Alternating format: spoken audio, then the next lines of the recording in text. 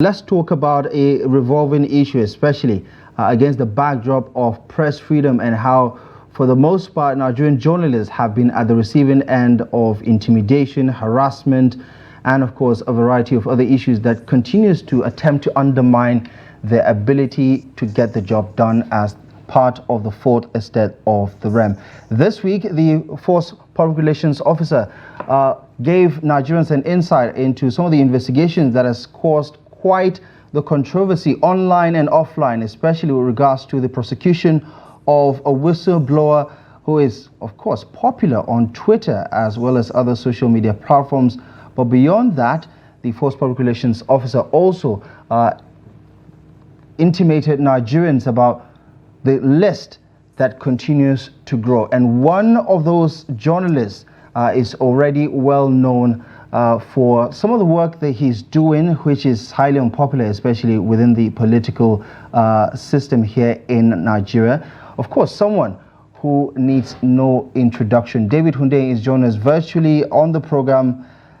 Of course, he is a wanted man for quite some time now, I dare say. David, good evening, and thank you most kindly for joining us on the program.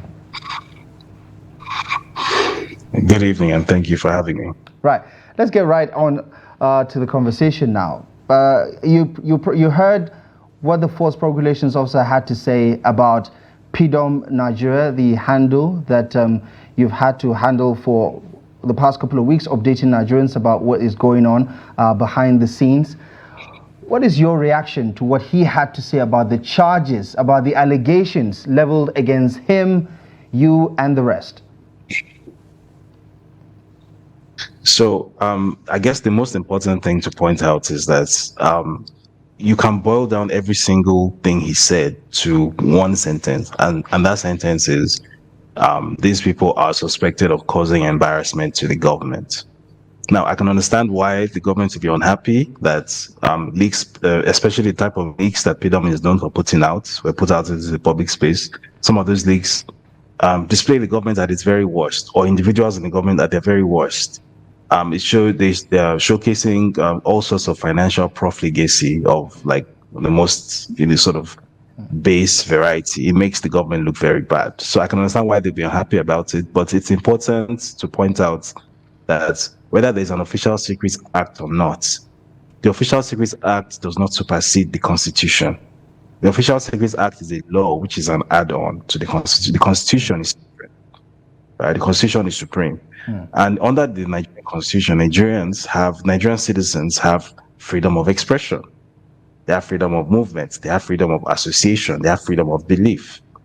So if in the course of expressing these rights, it becomes pertinent for certain information to be shared in the context of protecting the interests of these citizens as enshrined in the Constitution, it is impossible for the executive arm of government to then say, without any recourse to the judiciary, to then pronounce guilt on these individuals and say that they have broken the law, or that they are guilty of whatever charge it is they are trying to pin on them.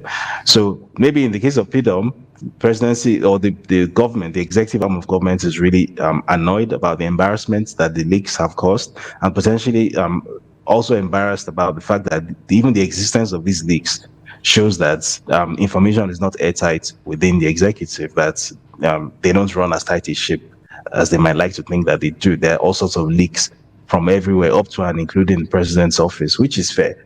However, in my case, which I found to be even more egregious, there was basically no attempt to even try to credibly link me with any of this, because obviously I don't actually have anything to do with this case, other than I'm the one that brought it to public attention that PDOM, or somebody that is alleged to be PDOM, is in police custody.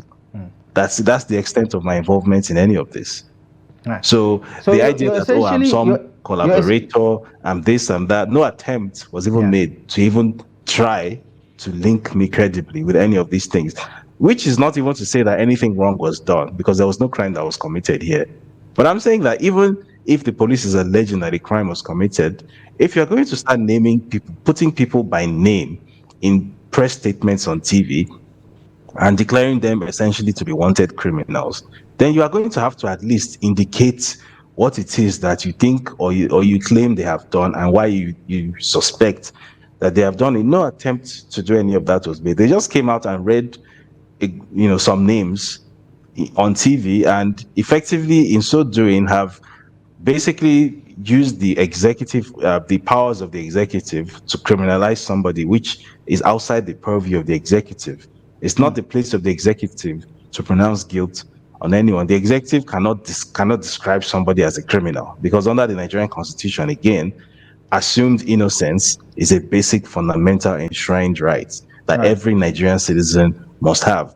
I'm not even saying that a crime has been committed. I have to stress that. But I'm saying even if you are alleging that a crime has been committed, you cannot pronounce guilt on anybody. So I found it to be an incredible spectacle, what I saw yesterday with the first spokesperson, Muwa Adejobi, who just came out and read out a statement that was just incredible to me. He just made a bunch of allegations, completely unsubstantiated, and then included my name as an add-on for reasons best known to them. And it just becomes so clear to me that Right. you people have been looking for me for all sorts of other different reasons. And now you've seen an opportunity to tie my name to something which faintly resembles some sort of investigation or criminal inquiry or whatever it is you claim you're doing. And you've gone and slammed my name in there where it doesn't even have any, Right. it doesn't have Okay. any purpose Yeah. being there. So those are my impressions of that spectacle that we witnessed yesterday.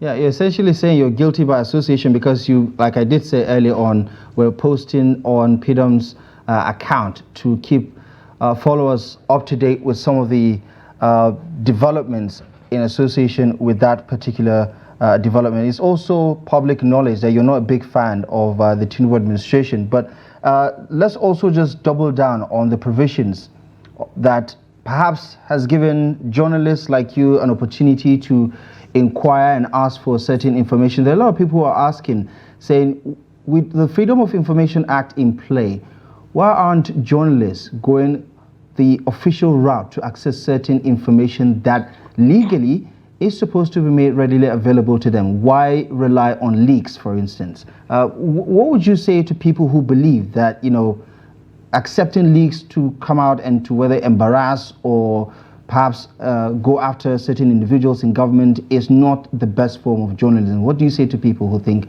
in that direction?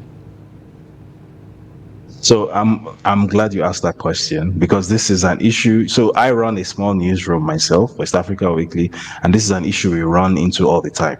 On average, in an average working week of 6 days, on average, we send out nothing fewer than 4 FOIA requests every week. So we started running this newsroom full-time as a full-time operation in December last year. This is September now, so we've had about, is it nine and a half months of operation. I can tell you that in 9.5 months of operation, sending out an average of 4 FOIA requests a week, we have had 1 FOIA response. 1. In that 9 months, we have had 1. The vast majority of the FOIA requests that we send are not even acknowledged. They are just completely ignored out of hand. So yes, on paper, in the books, Nigeria has a Freedom of Information Act. In practice, the executive chooses to completely disregard it. And unless we have the resources of like a big newsroom, or we have, CSO funding that is going to ensure that we can take these people to court, we can start interfacing with the likes of SERAP or whatnot, except we're doing that, there's no way that we have the time or the resources to start dragging government agencies to court. That how come you didn't respond to FOIAs? Because if you read through the FOIA Act, there's a legal procedure for contesting why a government agency didn't respond to your FOIA request. But that procedure is not free, and it's quite time consuming, and it requires the input of a lawyer. It requires sometimes even appearance in court. It's quite a lengthy, drawn out thing. So especially for independent journalists or for tiny newsrooms, it's very impractical to start chasing down FOIA requests. And more often than not, even if you do have the resources of a major newsroom and you do chase down FOIA requests, eventually after months of chasing down, what will simply happen is that after everything, the government will simply tell you no. Because another thing that people don't know about the FOIA request is that even though it attempts to make information accessible to the public, the final decision as to whether to release that information or not is still vested in the executive, not in the judiciary. So Right. after everything, the executive can still say that we are not giving this information to you, and there is actually nothing you can do. Right. Okay. So, just given on a that that final is the note, two situation, questions. as an independent journalist, you yeah. are left with very little option but to Yeah. work with whatever leaks or whistleblowers that you have access to. Yeah, obviously, it's quite the conundrum. But on a final note, two questions for you, and if you can sum it up in a minute or two. Are you worried about your own safety following that declaration that you are a wanted man? And do you plan in the nearest future to submit yourself to this investigation? So no, I'm not worried about my safety because I've been dealing with safety issues due to Nigerian government action for the best part of 4 years now. So I'm kind of used to it already. It's a normal part of life for the type of journalism that I've chosen to do. It is what it is, and I'm not the only one. So I don't consider myself to be special. I don't think I'm a hero. It's just part of the job. When you choose to do this, this is what happens. As I said, I'm not the only one. There are others like Usai Osoyombo, Jafar, who, he had it even worse than I did because he had to relocate his entire family when he did a story that basically turned his life upside down.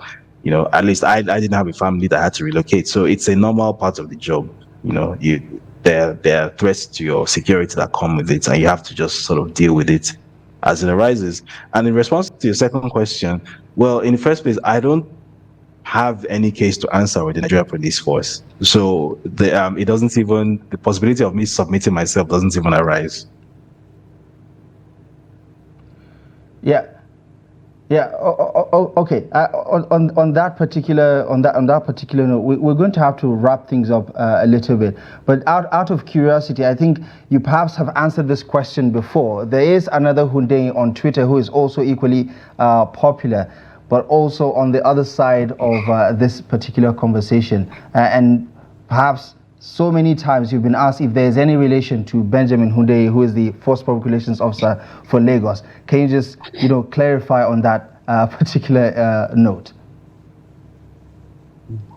So, first of all, everyone with the surname Hundeyin comes from the same family. We come from, it's a single family from Badagry in Lagos. Benjamin is actually my first cousin. We share a grandfather. Right. So yes, we are related, and every Hundeyin is actually related. I suppose a family reunion is off the table then, because he would have to be compelled to turn you in if he ever has to. Yes, to it would be probably very awkward. Right, definitely. Well, David, as always, thank you so much for obliging us and for joining the conversation. Wish you all the very best. Thank you so much for sharing your thoughts with us on this very important issue. Thank you for having me. Right. Unfortunately, we're going to have to leave it here for now. Thank you most kindly for your time and, of course, for your company. Daily Politics returns tomorrow, live and exclusive as always on Trust TV. My name is Abdullahi Ahmed. From myself and the rest of the team, thank you for watching. We'll see you soon.